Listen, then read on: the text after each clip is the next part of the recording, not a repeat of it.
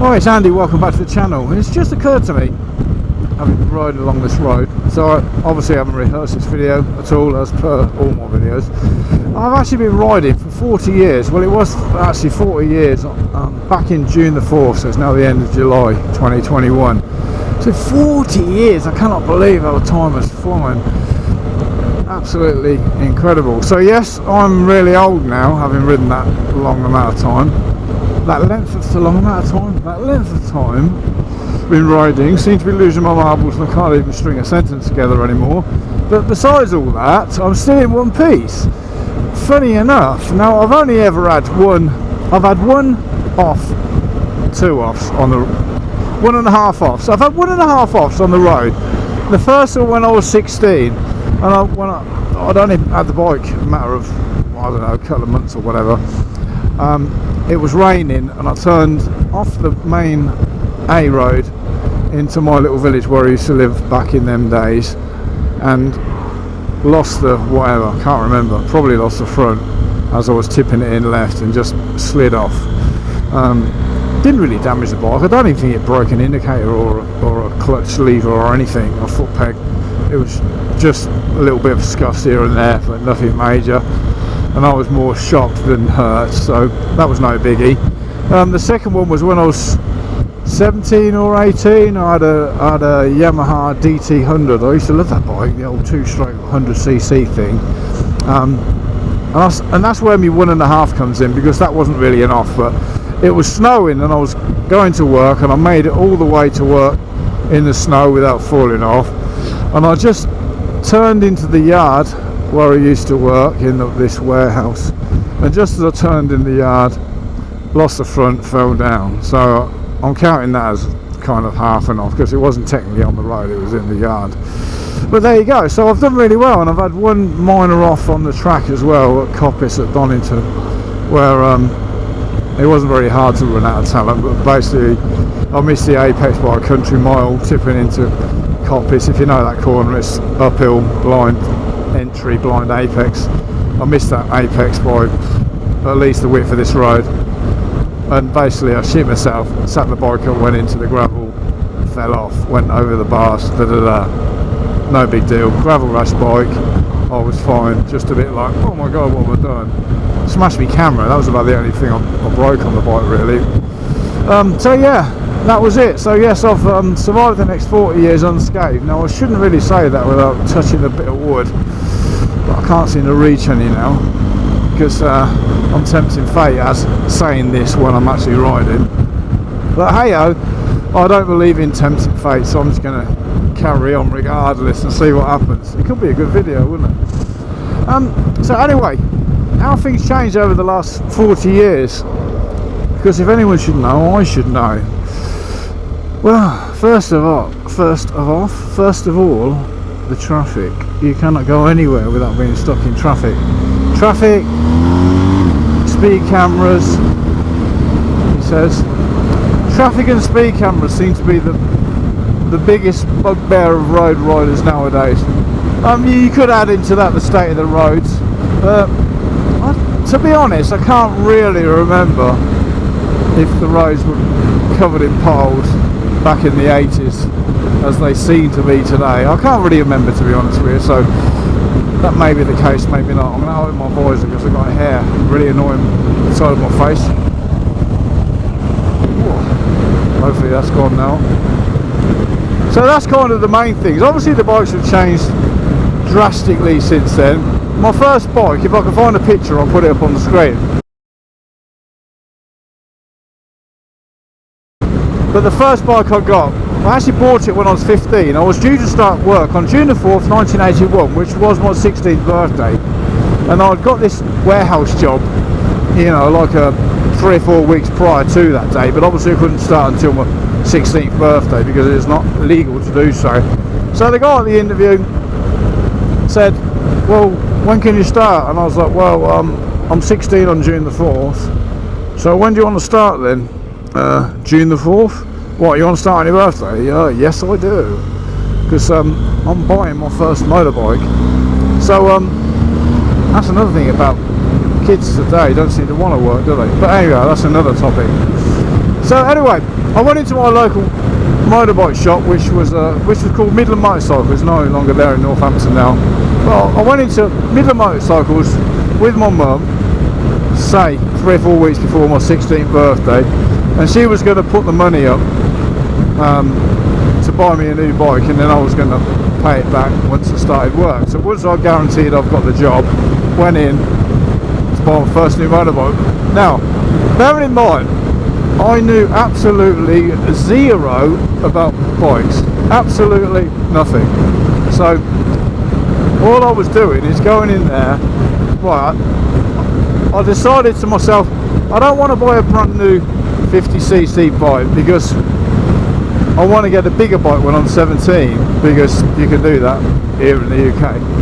So I'm only going to have this bike a year. So really, do I want to be spending an arm and a leg on a brand new 50cc when I'm only keeping it a year? So probably not. So that was my only planning on entering this bike shop.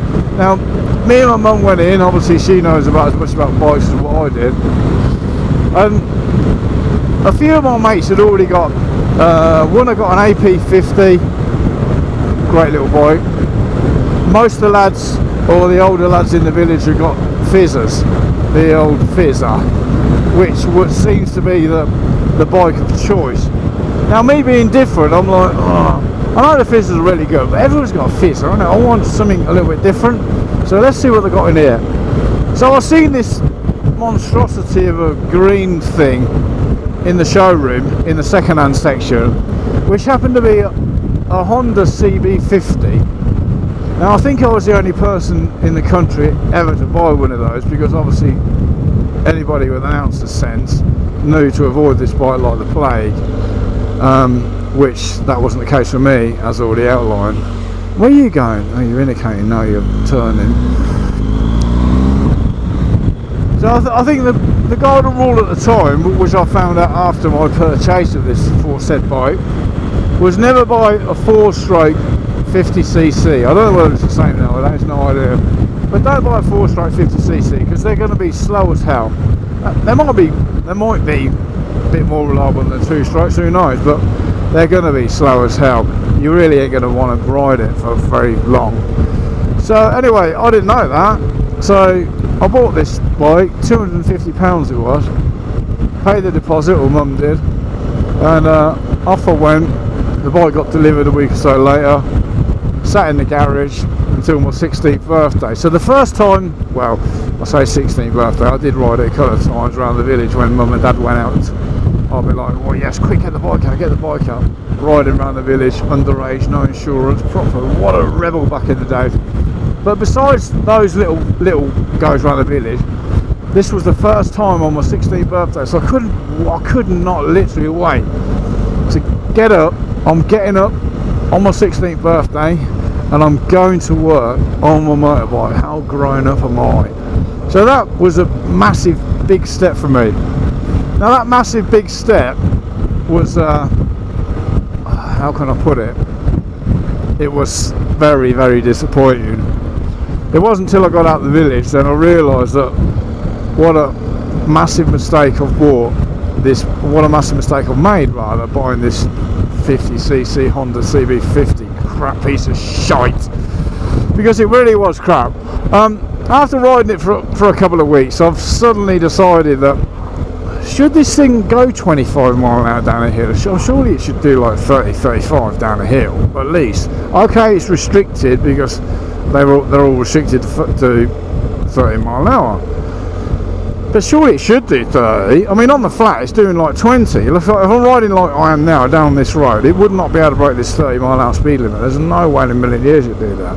And then after like a couple of weeks of ridicule by all the lads, I suddenly noticed that my downpipe was glowing orange, and this took a matter of minutes to actually glow orange. I mean, you could sit there.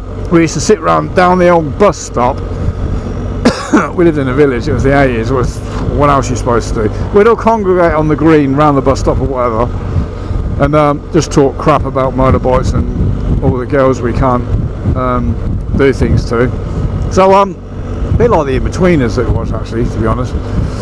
And anyway, so a few people noticed this glowing, and we used to light cigarettes on it. So you could be sitting there not minding your own business for like half an hour, and it's like, oh, start your bike up, I need to light my fag. And it would be like one of those pushing, you know, the pushing fag lighters you used to have in cars. It'd be one of them, you push it in, you pull it out, and it's literally glowing on, and you can light a fag on it. That was literally my exhaust pipe. My Honda CB50 was a cigarette lighter, a £250, which was quite expensive back in '81, cigarette lighter. So anyway, took it back to the shop. They said, oh, I want it from memory. This is all from memory. Obviously, it's a long while ago. I might have made this bit up, but they said something along the lines of there's a valve, one of the valves, the valve, whatever, has burnt out for whatever reason. We'll replace the valve. Everything hunky dory. So it didn't glow red for about a week. It didn't go any faster either. It was still doing 20 on the flat. So anyway, they did it again. Started glowing after a week or so. Took it back. They replaced some bits and bobs on it, whatever they'd done the second time. No difference whatsoever. A week later, it's glowing orangey red again. In the end, I took it to. There was a guy that had a motorbike shop, a little tiny motorbike shop in our village. A guy, it's Tony Clark. His name was Tony Clark Motorcycles. Is probably his shop was called. Took it there and I said, look, it's already out of warranty. I should have kicked up more, but I didn't, you know, in my young naive ways. This bike's doing this, that and the other. It's a piece of crap. Can you have a look at it? Yes, I can. He come back. Who the hell's been working on this? Oh, middle of motorcycling down the road. Oh my god, they don't know what they're frigging doing. Half these parts are not even for the bike. I can fix it. It's going to be expensive. And because this bike's not very common in the UK, I'm going to have to send off to Japan to get the correct genuine parts direct from Honda, because I can't source any in the UK. What do you want to do? I said, well, I can't really sell it because it don't run properly, and I suppose I'm going to have to fix it. How much do you reckon it'll be? Well, the bill was 96 quid. I still remember that, £96. And bear in mind, like I said, the entire bike cost 250 quid. And it cost me 96 quid to fix it, and it was out of action for probably 3 months or so.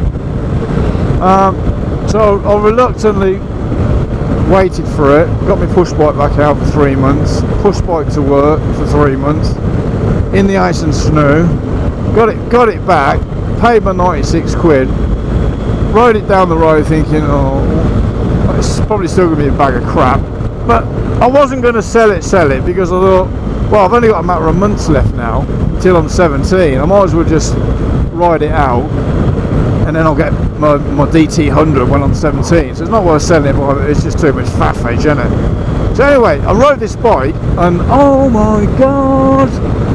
I mean, compared to the Fizzy, crap. But compared to what I've been used to, oh my god, this thing was absolutely wonderful. It rode beautifully, and it done 35 on the flat. 35! I couldn't do that down a hill before.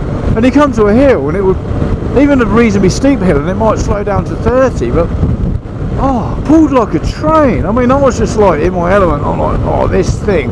I know it's 96 quid, but oh my god, it's absolutely fantastic now. So that was my first introduction into expensive motorbikes.